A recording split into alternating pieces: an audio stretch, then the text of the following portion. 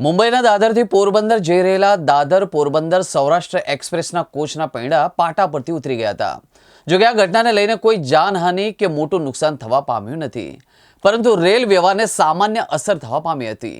ટ્રેનના ત્રીજા ડબ્બાના પૈડા પાટા પરથી ઉતરી જતા ટ્રેન અટકી ગઈ હતી.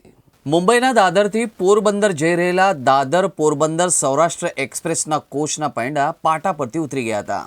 જોકે આ ઘટનાને લઈને કોઈ જાનહાનિ કે મોટું નુકસાન થવા પામ્યું નથી, પરંતુ રેલ વ્યવહારને સામાન્ય અસર થવા પામી હતી. ટ્રેનના ત્રીજા ડબ્બાના પૈડા પાટા પરથી ઉતરી જતા ટ્રેન અટકી ગઈ હતી.